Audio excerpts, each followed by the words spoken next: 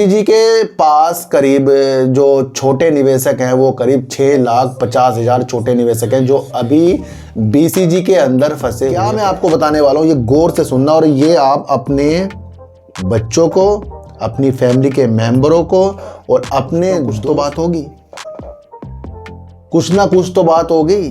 और इस कुछ ना कुछ ने बात में आपको एक चीज बता दूं सर, मैं पिछले 10 दिन के अंदर मेरा वजन 7 किलो कम हो गया है। मेरे सब्सक्राइबर हैं कि 1 लाख सब्सक्राइबर होने के बाद आप तो कमेंट का जवाब नहीं दे रहे हैं।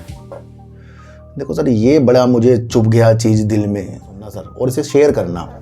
देखो होता क्या है कि आप बाजार में हो और आप अचानक आपका फोन आया और आप बाजार में रुक गए हो, पर सुनना आपको पहले दिल से पड़ेगा। और जब आप दिल से सुनते हैं, यकीन माने कुछ ऐसी चीज आपके साथ होगी जहां पर आप उन चीज को समझकर फिर वर्क कर रहे हैं। अंबुजा सीमेंट के बारे में और बात करेंगे कुछ एक ऐसी रणनीतियों के बारे में जहां हमें संभल कर रहना पड़ेगा।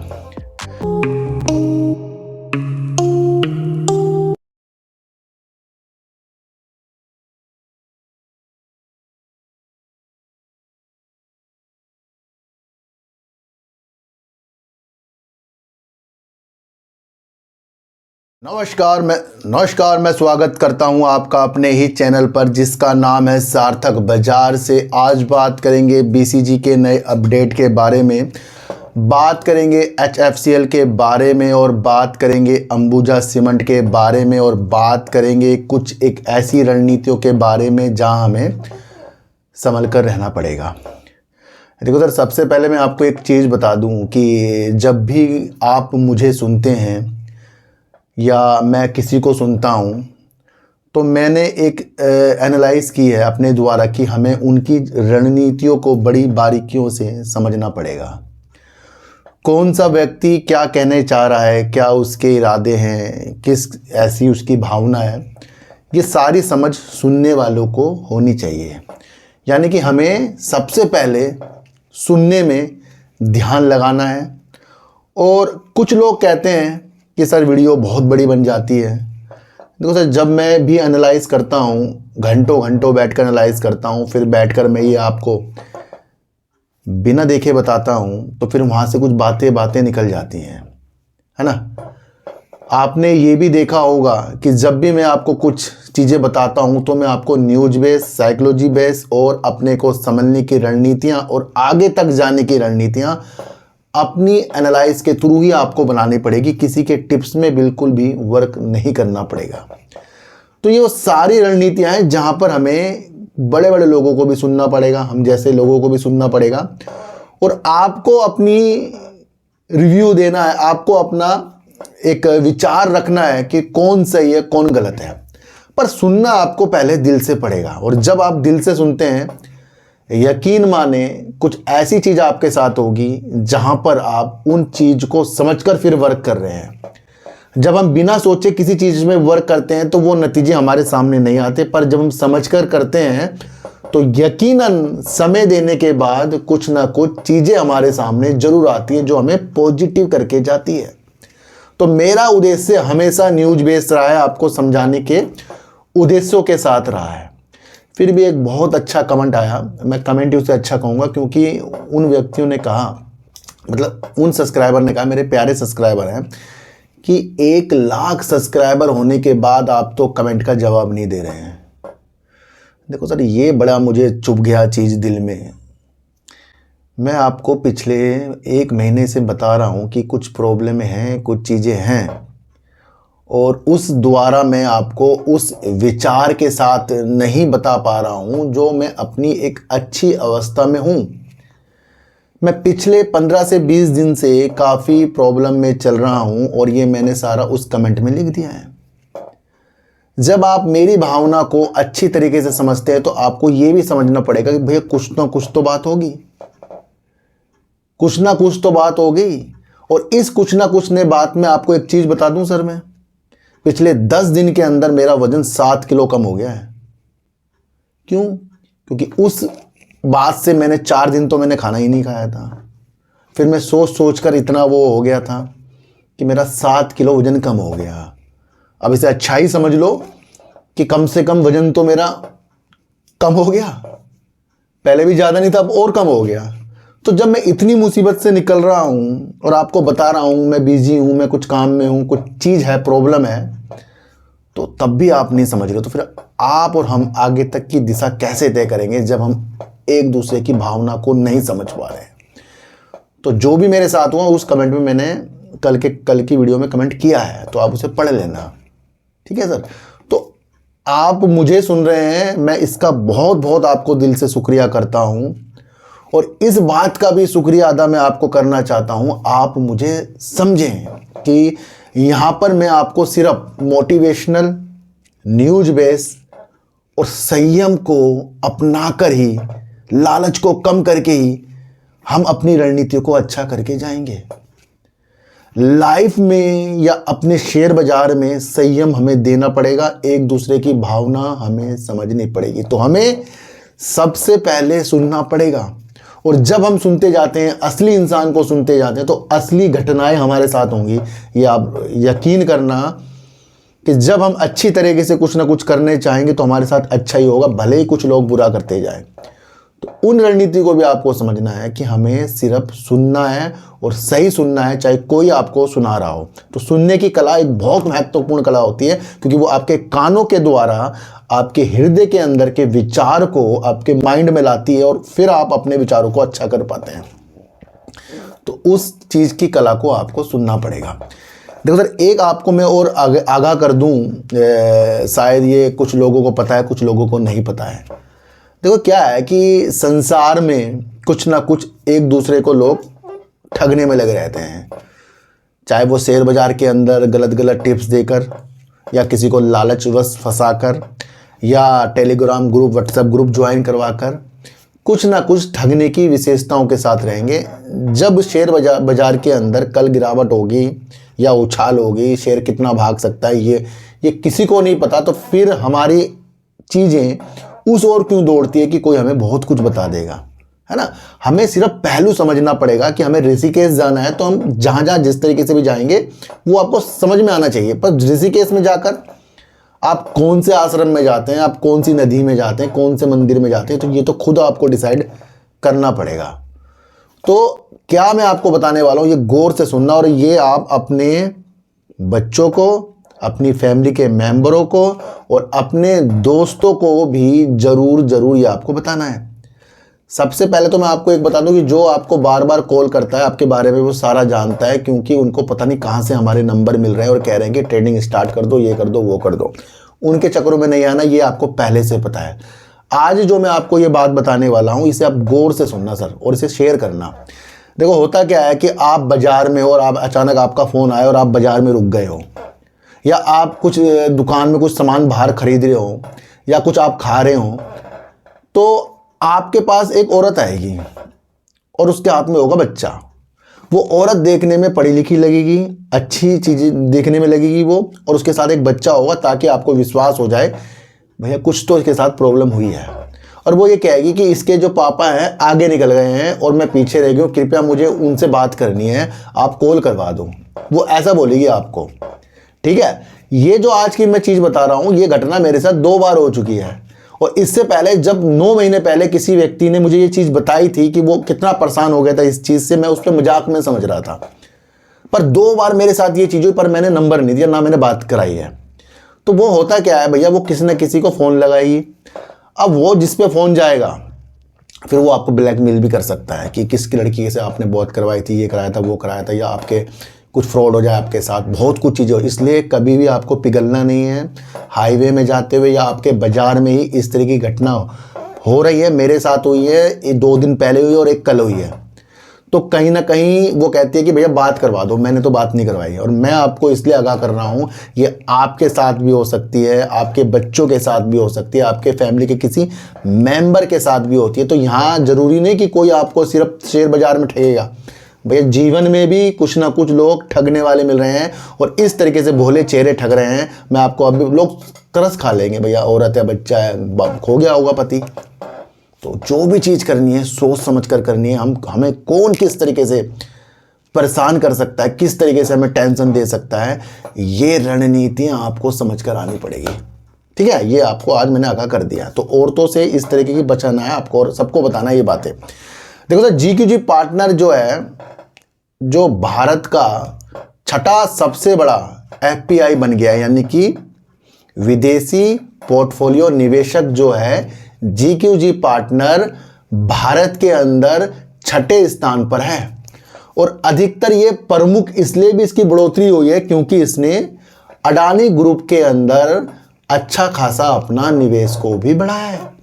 GQG partner Rajiv Jain America वाले जो हैं भारत के अंदर तब ज़्यादा चर्चाओं में आए जब इन्होंने अडानी ग्रुप के, जब हिडनबर्ग ने प्रॉब्लम कर दी थी, उनके शेयर काफ़ी नीचे थे, उन्होंने वहाँ पर इन्वेस्टमेंट करके अपने पैसे को कई गुना किया और अपनी वृद्धि को ज़्यादा से ज़्यादा अडानी ग्रुप में बढ़ाया। अब ये छठा FPI बन गया है जो भारत के अंदर बड़ा निवेश करके बैठा है।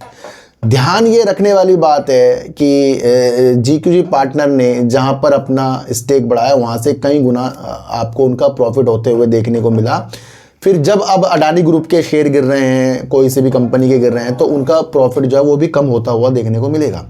पर सवाल यहाँ ये पैदा होता है कि जब हम किसी बड़े निवेशक की चीज़ों को समझते हैं कि भैया इसने अडानी ग्रुप में निवेश किया, इसने उस कंपनी में किया है, हम भी उस चीज़ को करें, तो ये हमारी सबसे बड़ी गलती इसलिए है क्योंकि उनका निवेश बड़े समय के लिए होता है, हमारा निवेश आज और कल की दिशा के साथ होता है। क्योंकि आज जब अंबुजा सीमेंट इतना गिर रहा है और हम सोच रहे भैया GQG पार्टनर तो अपनी होल्डिंग बढ़ाई थी, अभी सितंबर के माह में 1.35% से बढ़कर सितंबर के महीने में इन्होंने बढ़ाई और कर ली अपनी होल्डिंग को 2.05% अंबुजा सीमेंट में। और अंबुजा सीमेंट का शेयर लगातार आपको नीचे जाते हुए देखने को मिल रहा है। पर अंबुजा सीमेंट की रणनीति आपको पता है कि वो कितनी कंपनियों को अपने साथ विलय के स्थान के साथ देख रहा है, अपने चूने पत्थर के चीज़ों को बढ़ा रहा है। दूसरा, वो प्रतिस्पर्धा जो कंपनी है उसकी साथ जो लग रही है, क्या उसका नाम अल्ट्राटेक है, तो उसको प्रतिस्पर्धा करने के लिए अपनी रणनीतियों को बढ़ा रहा है, साउथ की तरफ भी अपनी स्थिति को बढ़ाता जा रहा है। तो अंबुजा सीमेंट की रणनीतियां अगर GQG पार्टनर ने सितंबर में अपनी होल्डिंग बढ़ाकर दिखाई है तो आपको समझना है कि अगर शेयर गिर रहा है तो इससे शेयर खराब नहीं हो रहा है, इससे हमारी रणनीतियां खराब हो रही हैं। हम उस रणनीतियों से टेंशन लेते हैं कि जहां पर शेयर बाजार के शेयरों के अंदर गिरावट हो रही है, तो उस रणनीति को आपको समझकर चलना है। अगर हम फैमिली की बात करें तो अंबुजा सीमेंट में उन्होंने 17 अप्रैल 2024 को एक न्यूज़ आई थी, उन्होंने अपने स्टेक को बढ़ाया और करीब 8,339 करोड़ रुपए का निवेश किया और अपनी होल्डिंग को करीब 70.3% बढ़ा लिया है। होल्डिंग का काफ़ी महत्व होता है। होल्डिंग का महत्व होता है आपकी किसी भी कंपनी के अंदर हिस्सेदारी है तो आप उसके साथ क्या सुख दुख में साथ देने के लिए हो या दुख में आप एग्जिट करने के लिए हो। तो इस शेयर बाजार को माइंड से जीता जाता है भैया, शेयर प्राइस की ऊपर नीचे की भाव से नहीं जीता जाएगा कभी भी, ये समझना। तो GQG पार्टनर छठा सबसे बड़ा FPI भारत में है।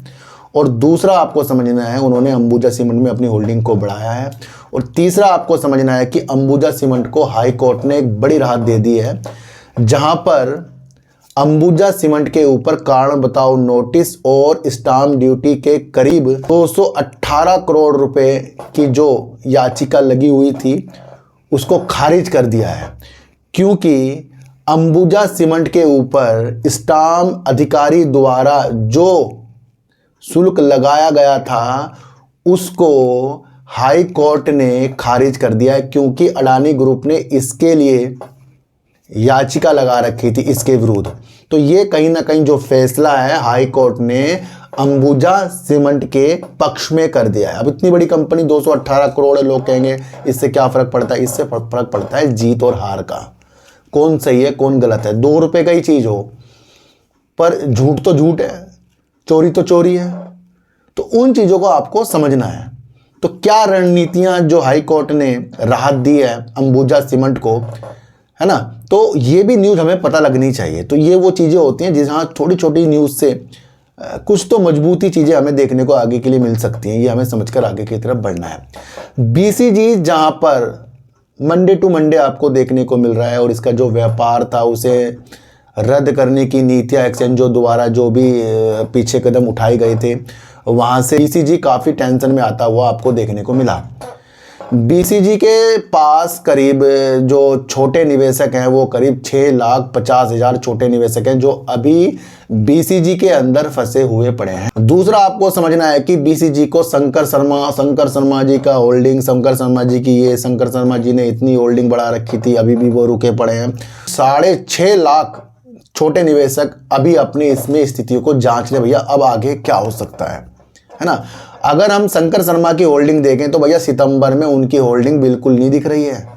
अगर सितंबर, देखो एक चीज़ मैं आपको और बताऊं, सितंबर का भी इसका शेयर होल्डिंग का पैटर्न आ गया है। वहाँ पर शंकर शर्मा जी की अपनी होल्डिंग उनकी बिल्कुल भी नहीं है। इससे पहले उनकी जो होल्डिंग थी करीब 1.14% थी जो मार्च में दिखती थी। तो ये चीज़ें आपको देखने को मिल रही है कि अब उनकी होल्डिंग नहीं है। दूसरा अगर हम बात करें कि प्रमोटर इसके अंदर जो है 18.38% है, एफआईज करीब 9% करीब के हैं, डीआईज इसके अंदर बिल्कुल 0 हैं और पब्लिक ही इसके अंदर काफ़ी ज़्यादा है, 72.62% के इसके अंदर पब्लिक है। और इसी चीज़ के नतीजे हमें ये देखने को मिल रहे हैं कि इसके अंदर शंकर शर्मा जी की होल्डिंग सितंबर 2024 में हमें देखने को नहीं मिल रही है। क्या ऐसी न्यूज़ आ रही है? देखो सर, सबसे पहले मील का पत्थर को हासिल कर लिया है बीसीजी ने, ये न्यूज के द्वारा, और वो तब है जब एक्सचेंजों के द्वारा जो भी नियम के द्वारा उसको दोबारे से अपने कारोबार करने की नीतियां लानी है, उसके लिए उसने सारी रणनीतियों को पूरा कर लिया है। पर समय नहीं बताया गया है कि वो कब इसके ऊपर चीज़ें होंगी, पर उसने जो भी चीज़ें नियमों के अनुसार है वो एक मील का पत्थर पूरा कर लिया। बस अब पता लगना पड़ेगा कि ये सारी चीज़ें कब होती हैं कि ये दोबारे से डेली हमें देखने को मिले। 17 नवंबर को इसका Q4 का रिजल्ट आ सकता है, ये कंपनी बता रही है। ये भी आपको समझकर चलना पड़ेगा। 21 नवंबर को इनकी एजीएम मीटिंग है, ये भी आपको समझकर चलना पड़ेगा। और कंपनी ये भी कह रही है कि वो अपना Q1 और Q2 भी प्रस्तुत करेगी, पर इसके बारे में समय सीमा तय नहीं की गई है, अभी हमें नहीं पता लगे। सबसे महत्वपूर्ण बात इसके अंदर क्या है कि जो इसने मील का पत्थर साबित कर लिया है, जहां से ये दोबारे से शेयर बाजार के अंदर देखने को मिलेगा, उसके ऊपर अब ये सारे अध्ययन इसने कर लिए हैं, कम से कम इसने सारी चीज़ें पूरी कर ली हैं। बस अब इसको रूपरेखा देने की तैयारी है। तो ये न्यूज़ का एक महत्व है, इस महत्व को आपको समझकर चलना पड़ेगा। देखो एक चीज़ मैं आपको फिर बताऊं, छोटे मोटे शेयर जिसके अंदर कोई भी प्रॉब्लम हो रही हो, उसमें अपने निवेश की चीज़ें इसलिए भी देखें कि भैया वो चीज़ें अगर होंगी या नहीं होंगी, कि मैं आपको कई बार बता चुका हूं। क्योंकि यही वो शेयर है, काफ़ी लोग इसके अंदर जब ऊपर लेवल पर फंसे, क्योंकि जी बिजनेस भी इससे आगाह कराता हमें जा रहा था, काफ़ी इसके अंदर पहले ही न्यूज़ आ रही थी ये हो जाएगा वो हो जाएगा, उसके बावजूद भी काफ़ी लोगों ने ऊपर की स्थितियाँ बनाई हैं। तो कुछ तो हमें भी बाजार के अंदर समझना पड़ेगा कि भैया हम किस वजह से बाजार के अंदर अपना इन्वेस्टमेंट कर रहे हैं। अच्छा, कल मैंने आपके लिए एलसीडी जो इन्वेस्टमेंट एक कंपनी है जो 3,30,000 का कल एक शेयर हो गया, काफ़ी लोग जो कमेंट करते हैं सर इसे मैं खरीदने वाला था। और कल भी मैंने आपको एक चीज़ बताया था, आपके पोर्टफोलियो में जो चीज़ नहीं है उसे आपने पोर्टफोलियो में लाने के लिए अगर वो अच्छी चीज़ है तो आप प्रयास कर सकते हैं। अगर वो अच्छी चीज़ आपके बहुत बाहर निकल गई है तो उससे दूर रहना भी बहुत ज़रूरी हो सकता है। तो एलसीडी इन्वेस्टमेंट में आज लोअर सर्किट देखने को मिला। देखो तो 10-12 दिन के अंदर जो शेयर 3,30,000 रुपये का हो जाए 3 रुपये से, तो हम उसके अंदर अपनी प्रति चीज़ें क्या निसार कर देंगे कि भैया 3 वाले शेयर को हम 3 लाख का लेंगे, और जब वो गिर के हमें फंसा देगा तो हमारी तो इतना इन्वेस्टमेंट भी नहीं होता, हमारे पास तो इतना पैसा भी नहीं होता कि हम सिर्फ ये सोचे कि भैया 3 रुपये का शेयर 3 लाख का। तो समझो, कदमों को आप खुद रोक सकते हो, दूसरा आपको सिर्फ समझा सकता है। चीज़ों को हम जिस दिन समझते गए उस दिन हमारे साथ बहुत बेहतरीन होगा। तो ये एलसीडी के ऊपर काफ़ी वीडियो बनी है और काफ़ी लोग तो ये कह रहे हैं कैसे खरीदने को आपको मिल सकता है, ये वो नियम है वो नियम है। भैया किसी के नियम मत समझो, चीज़ों को समझना है आपको कि अब हमारे बस के ये शेयर नहीं है। चीज़ों को समझना है आपको कि कौन सी चीज़ हमारे बस के नहीं है। चीज़ों को समझना है हमारे जेब में कितना पैसा है। चीज़ों को समझना हम कितना टेंशन ले सकते हैं, कितनी नहीं ले सकते हैं। ये सब चीज़ों को आपको समझना है।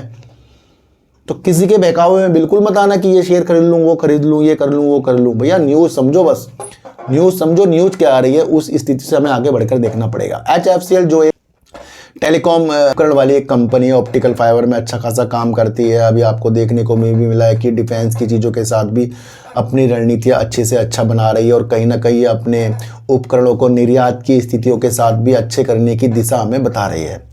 4G हो 5G हो उनके लिए रणनीतियाँ बनाना, BSNL के लिए वर्क करना और 6G के लिए भी कुछ चीज़ों को पेटेंट करना। तो कंपनी अपनी टेलीकॉम की विशेषताओं के साथ अच्छा खासा वर्क करती है। अगर हम कंपनी का हाई देखें तो 171 रुपये का हाई है और 65 रुपये कंपनी का लो है। इस वक्त कंपनी का शेयर 128 रुपये करीब का चल रहा है। तो 65 से 128 भैया अब भी काफ़ी ऊपर ही देखने को आपको शेयर मिल रहा है। पर कंपनी के जो वजूद के काम हैं, जैसे कि ऑप्टिकल फाइबर में अच्छा वर्क करना, दूसरा डिफेंस की चीज़ों के साथ बढ़ना, 6G की रणनीतियों के लिए पेटेंट कुछ चीज़ें कराना, 4G और 5G में वर्क करना, उपकरणों का अच्छा खासा काम करना, वाईफाई में वर्क करना, तो ये कंपनी ज़्यादा से ज़्यादा अच्छे संकेत अपने द्वारा बताती हमें जा रही है। भारत नेट जो है फेज़ 3 उसके अंदर काफ़ी वर्क होना है। सर पहले ये समझो कि भारत नेट जो है ये क्या है, क्या चीज़ है ये। तो सर भारत का एक लक्ष्य है, भारत ब्रॉडबैंड के माध्यम से और ज़्यादा बढ़कर ग्रामीण इलाकों की तरफ बढ़ना चाह रहा है, जहां पर 2.5 लाख ग्राम पंचायतों को कवर करना। दूसरा 6,40,000 गांवों तक ब्रॉडबैंड के माध्यम से यानी भारत नेट के माध्यम से ग्रामीण इलाकों में इंटरनेट की सुविधा को उपलब्ध कराना, जो 100 Mbps की आपको गति देगी। उस द्वारा ये ग्रामीण इलाकों तक एक भारत की एक ब्रॉडबैंड की बुनियादी ढांचों में बदलने के लिए संरचना के लिए एक डिजाइन आया गया है, जहां से कई कंपनियां इस भारत नेट के लिए वर्क कर रही है। तो सर देखने को ये मिला है कि HFCL और उसके साझेदार जो है RVNL और एरियल टेलीकॉम सोल्यूशन कंपनी जो है उसने बहुत कम बोली जो है भारत नेट के लिए लगाई 8,100 करोड़ रुपए की। अब कम बोली का मतलब क्या होता है? देखो सर, एक काम अगर मैंने बता दिया कि भैया ये काम मेरा है और जो जो कंपनियां इसके अंदर निविदाएं के साथ बोली लगा सकती है वो अपनी बोली जमा कराए। अब सब अपनी रूपरेखा तैयार करेंगे, भैया इसमें कितना खर्चा हो सकता है, इसमें क्या क्या आगे प्रॉब्लम आ सकती है, तो सारी अपनी अपनी रूपरेखा अपने द्वारा तय करेंगे। मैंने एक फिल्म देखी थी, उसके अंदर होता ये था, एक फिल्म में आपको बताऊं कि कोई कंपनी टेंडर निकालती थी और वो कंपनी जो टेंडर निकालती थी वो अपने द्वारा सबको बता देती थी। क्या होता था, एक अच्छी कंपनी बार बार वो टेंडर जीत रही थी, पर एक ऐसा बंदा आया जो नई कंपनी उभरी, उसने हर बार फिर कंपनी का टेंडर लेना शुरू कर दिया और उसे नहीं मिला जो पहले जिसे मिलती थी। क्यों? वहां पर एक ऐसी चाल दिखाई गई थी कि जो वो टेंडर बनाते थे पहले वाले, जो मतलब कितने क्या क्या पैसे लगेंगे, तो वो उससे 1-2 रुपए कम ही रखता था अपने, मतलब एक फिल्म में दिखाया गया था। तो ये कम बोली का हिसाब मैं आपको बता रहा हूं कि अगर कम बोली लगा दे कोई कंपनी तो उसको वो परियोजना मिलना ज्यादा आगे की तरफ हो जाता है। ठीक है, तो ये 2.5 लाख ग्राम पंचायतों को जोड़ना, 6,40,000 गांवों में कनेक्टिविटी ब्रॉडबैंड माध्यम से पहुंचाना, ये एक बहुत बड़ा लक्ष्य है। और इस लक्ष्य के लिए HFCL अपने साझेदारों के साथ 8100 करोड़ रुपए की कम बोली लगाने वाली नीतियों के साथ उभरा है। तो यहाँ से आपको एक चीज़ देखनी है कि टेलीकॉम कंपनी HFCL अपनी रणनीतियों को भारत नेट के लिए अपने वजूदों के साथ, काम के साथ आगे बढ़ाने की स्थिति के साथ दिख रही है। देखो होता क्या है कि हम हर एक कंपनी के बारे में जान तो लेते हैं, फिर हमारी रणनीतियाँ वहाँ ख़राब हो जाती है जब वो शेयर गिरेगा या ऊपर जाएगा। तब हम वजूद नहीं पहचान सकते कि भैया अगर हमारे देश के प्रधानमंत्री जी के अंदर क्या क्वालिटी है, क्यों वो बार बार विदेश पहले जा रहे थे। तो कुछ लोग नहीं जानते कुछ चीज़ों को, कुछ लोग सिर्फ भारी भारी चीज़ें देखते हैं, अंदरूनी चीज़ें लोग भूलना छोड़ गए। शेयर बाजार बहुत अच्छी चीज़ है, जहां हम एनालाइज करें ना, हम पा सकते हैं हल्के हल्के हर एक चीज़ पा सकते हैं, पर एनालाइज तो अपनी सच्ची हो।